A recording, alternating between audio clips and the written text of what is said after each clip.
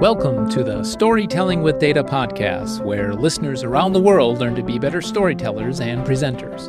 We'll cover a wide range of topics that will help you effectively show and tell your data stories. So get ready to separate yourself from the mess of 3D exploding pie charts and deliver knockout presentations. And with that, here's Cole. Hi, this is Cole. Thanks for tuning in. Don't. It's a command I give to my kids regularly. Don't put your elbows on the table. Don't fight with your brother. Don't eat a snack right before dinner. I didn't fully appreciate how simple the actions and questions that led to the response don't used to be relative to how complicated they've been getting already. And my kids are only 9, 8, and 6 as I record this. Don't get into a car with someone you don't know, even if they claim to have a puppy. Don't ever take a pill that someone gives you if it's not mom, dad, or the school nurse. One thing I've noticed as their understanding of the world builds, their questions become increasingly complicated, and the stakes get quite a lot higher, is that I need to do more than simply direct against an action. It's not super compelling. It works much better, we have honest conversations, and I know that the lessons sink in when I'm patient and take the time to explain why they shouldn't do something, what could go wrong, and offer alternatives of what they might do instead. There are also situations I encounter and questions posed from the world of visualizing and communicating with data that could be responded to with the simple command, don't. Today, I'll share a handful of those, also taking the time to explain why and suggest what to do instead. We'll start with 2 graph-related questions that I've been asked recently and move from there into queries related to slides, presentations, and feedback. First up, when should I break the axis on a graph? Don't. I'm talking about when a section of the axis, typically it's the y-axis, has been removed. Often there's a zigzag shape at this part of the axis that's meant to call attention to the fact that a chunk of it has been omitted. I see this happen most frequently with bar charts, and often when one or a couple of the bars are much larger than the rest. This means that if you displayed the full axis to accommodate the large categories, it would either make the others look very small or just such that you can't see differences between them.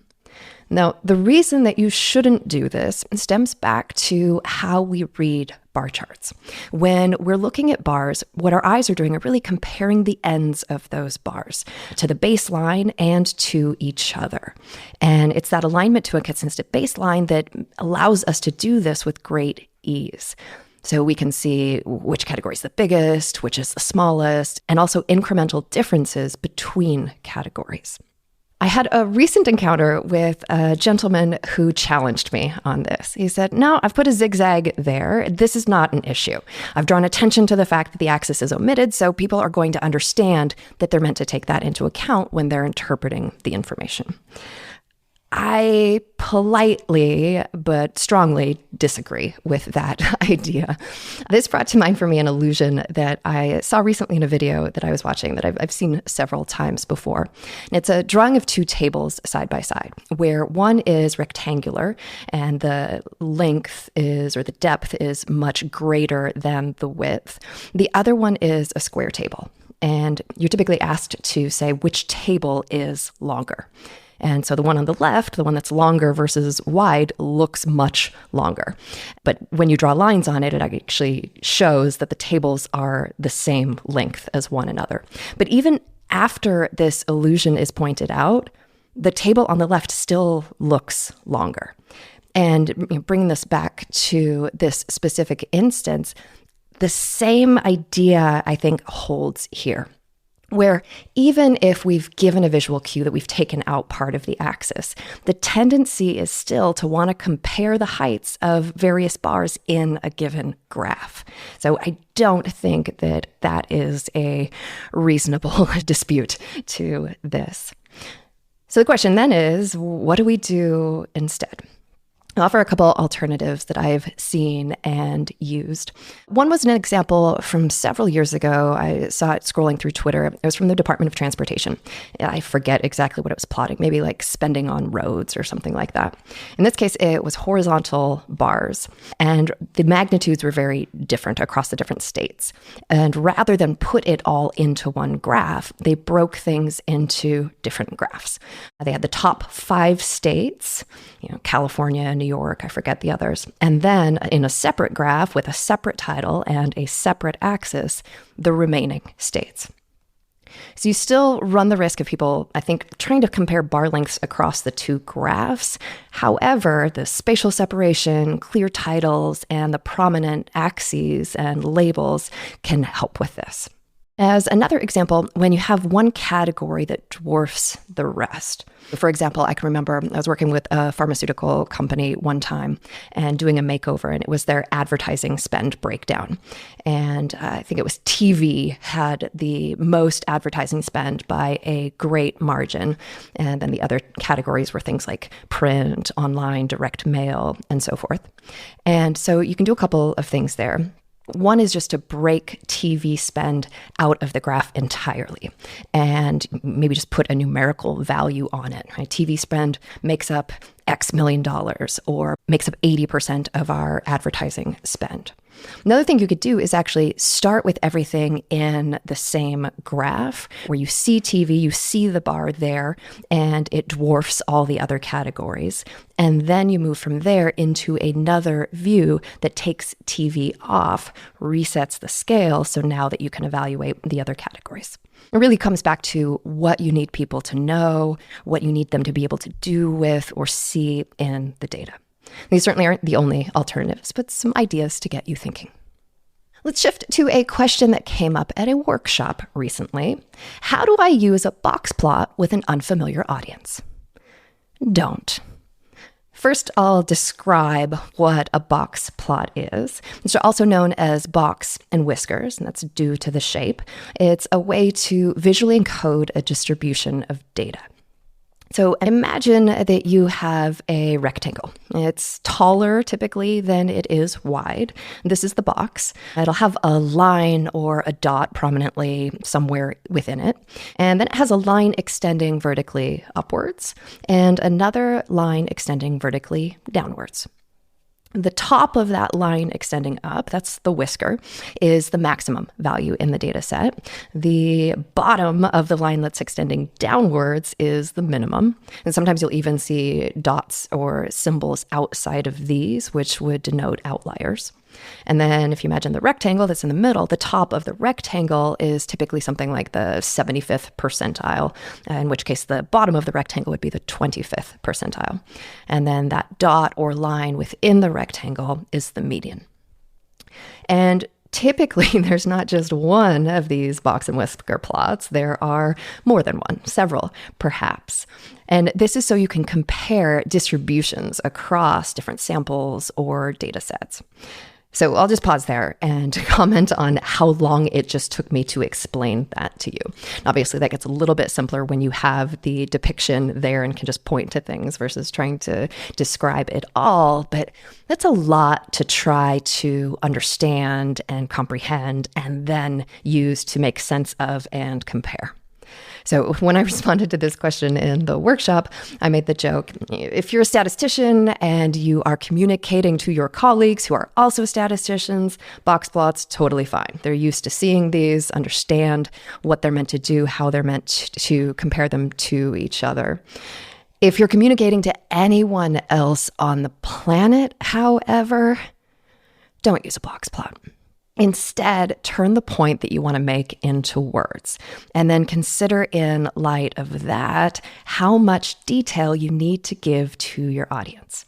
So in most cases, central limit theorem is going to come into play, meaning the distributions are normal and either a similarity or difference between them is significant, in which case you can call it out directly without the need for all of those summary statistics, or it isn't. And then you should perhaps question whether to communicate it at all. I'll just mention that we have a YouTube video that talks about this as well. So if you'd rather watch than listen to the description here, or if that'll be helpful, we'll make sure to link to that in the show notes. Next, let's come to a question that goes beyond the graphs to slides. How should I present a slide of bulleted text? Don't. Let's picture this first. So imagine you have a slide that has, 8 or 10 bullets down the side. Each of those is followed by a full sentence or two. A slide full of words. And you've certainly sat in the audience at some point or another and encountered a slide like this and probably been a little frustrated or annoyed. And I can understand why people create slides like this. Right? Get all of the detail down so that you don't forget anything and can remember what order you want to go through them and all of the details. The problem is really when we're creating something that looks like that, it's for ourselves, not for our audience. Where this can work is if it's a standalone, something that you are putting together that's going to be sent out and your audience is going to consume it on their own. So in that case, you're not there to lend context. And so those words really do need to be written down on the slide. In a live setting, however, that works against you. One of a couple of things typically happens. Either your audience sees the slide, gets overwhelmed, turns their attention to something else, or they start reading. And when they're reading, they can't simultaneously listen to you. And then when they get done reading and do turn their attention back to you, you're likely several bullet points back. And that's because people can read in their heads much faster than you can read out loud. And so they get done scanning, turn their attention back to you, you're still back on something else. And so now they tune out. Notice in all of these cases, we've lost our audience's attention for the words that we're saying, which should be the important part. So instead of this sort of teleprompter slide, you can simplify. So still use it as your teleprompter, but instead of full sentences, maybe you just have a short, pithy phrase, a couple of words that will remind you of the next topic or the details that you're afraid that you're going to forget in a punchy, short way.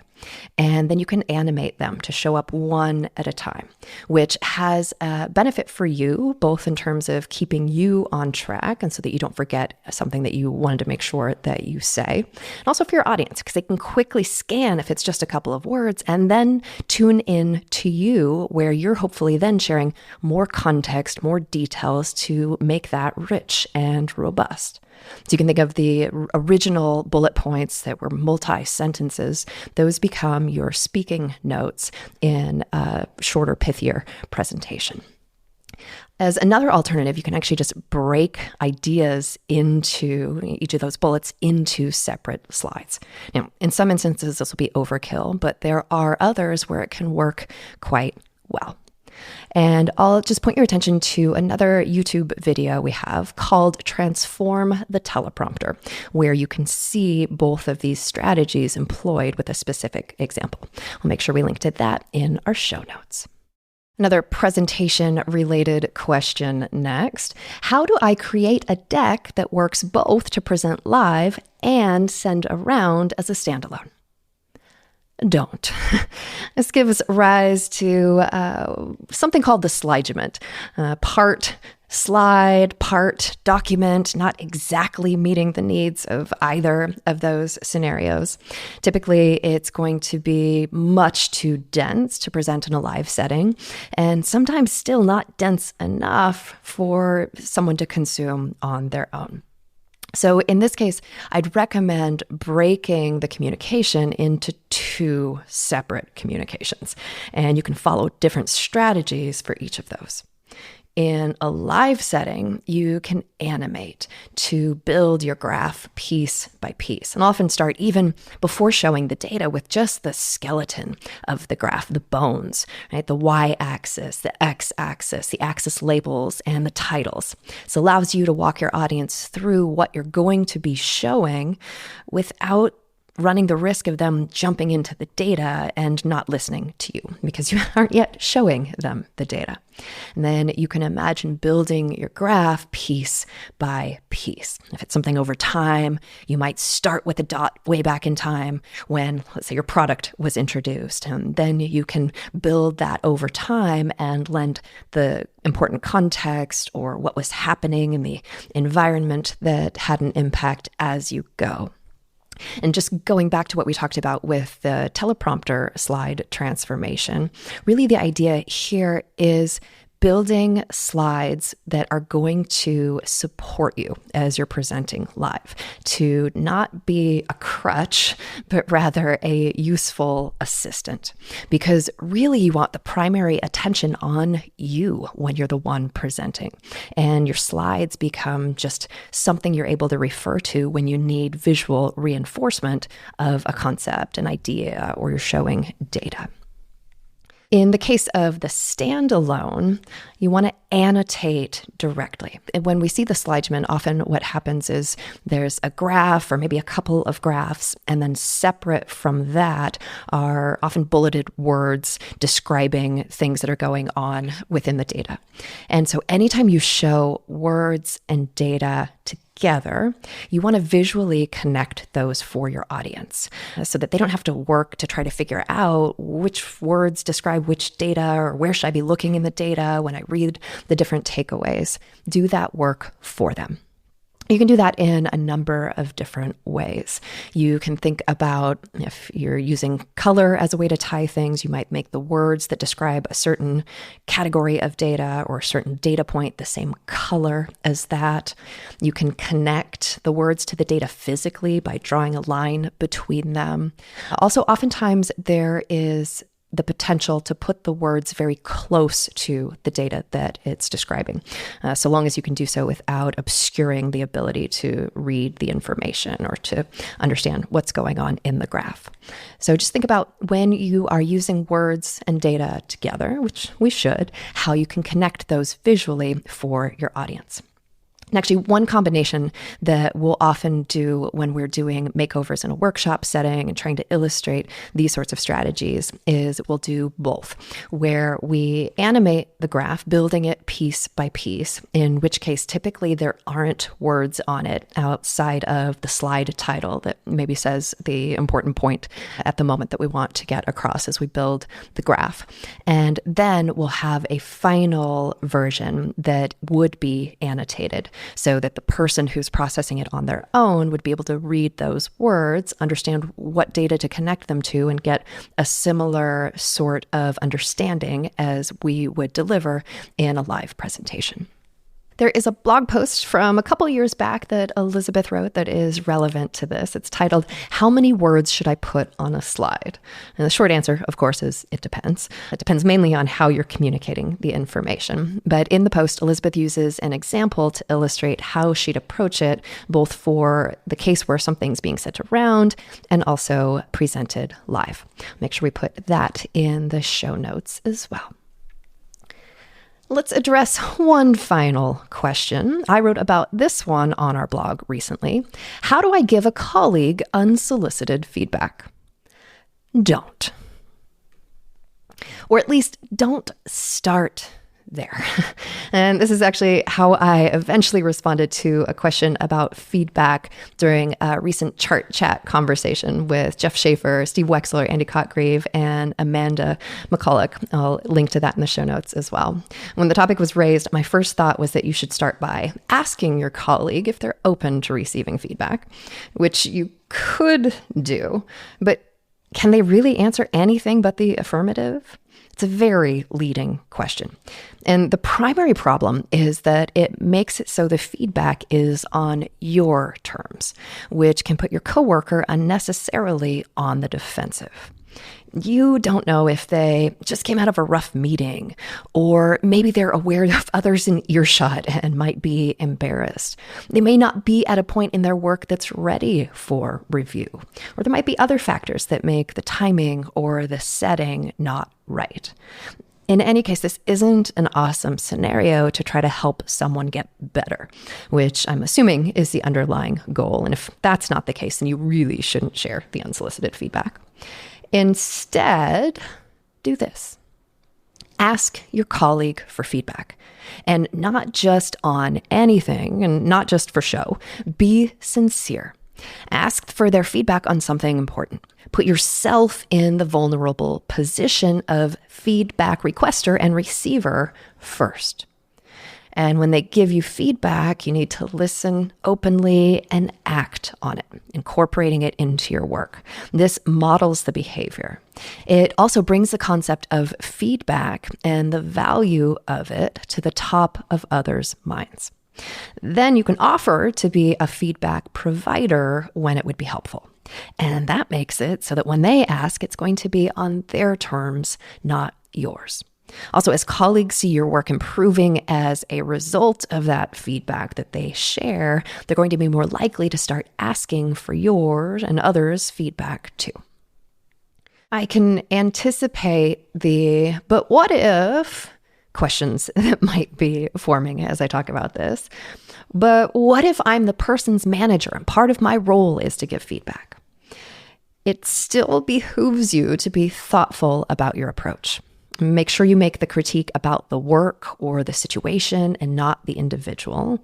And take the time to discuss not just what you would suggest doing differently, but also why. Consider the setting that's going to be most appropriate given the scenario. If it's a quick change to something the team is working on, it might make sense to direct it when everyone's present. But if it's something more sensitive than that, you may want to discuss it in private. Do what you can to help ensure that the feedback is going to be effectively received. This makes it better not only for you, but more so for your employee. Another one of those but what ifs. But what if I already work in a place where critique is commonplace? If you're already in an environment where open, critical feedback is part of the norm, be very appreciative about that and recognize that both to say it and to truly mean it is rare. In that case, you can probably just go ahead and give the feedback, but you should certainly be asking your colleagues for it too. And I'll just mention on this topic that in my new book, Storytelling with You, the important role of feedback comes up at a number of different junctures. That's because it can be useful to solicit input from others at various stages. For example, you might ask for feedback on your rough plan of attack, on draft slides and graphs, or on how you're delivering, how you're communicating the information. Consider how you can use others' input to make your own work stronger, and when and how you can offer feedback in helpful ways to others. Whether children or colleagues, when you find yourself wanting to tell someone don't, I encourage you to go beyond that simple word. Explain why not, and even better, help them understand what they might do instead. Before I wrap, a couple of quick updates. First off, it's been confirmed my new book, Storytelling with You, Plan, Create, and Deliver a Stellar Presentation, is shipping around the world. You can visit storytellingwithyou.com to download sample content and order your copy. It's also available as an ebook. If you already have yours and are loving it, that's great. And I welcome your review on Amazon, barnesandnoble.com, or Goodreads. Speaking of the new book, we had a couple fantastic workshops and celebratory launch parties recently in Milwaukee and London. Thank you to everyone who took part. We plan to be back in person in 2023 with more workshops in the US and beyond. If you'd like to take part, stay tuned for the 2023 calendar, which we'll be publishing in January. In the meantime, our final public Storytelling with Data workshop of the year is a virtual 4-hour session that will take place on November 17th. That's 2022. Details and registration at storytellingwithdata.com/workshops. You can use the code podcast10 at checkout for 10% off the registration price. That's podcast10. If you teach or would like to teach from Storytelling with Data books, we have a new resource for university instructors. Go to storytellingwithdata.com/university to learn more and join some upcoming instructor-focused events. If you like to learn via video or would appreciate data visualization and presentation resources to share with colleagues, check out the Storytelling with Data YouTube channel. That's at storytellingwithdata.com/YouTube. Subscribe to be notified of new episodes. Speaking of subscribing, if you like what you hear, be sure to subscribe to the podcast and share it with a friend. Thanks very much for tuning in.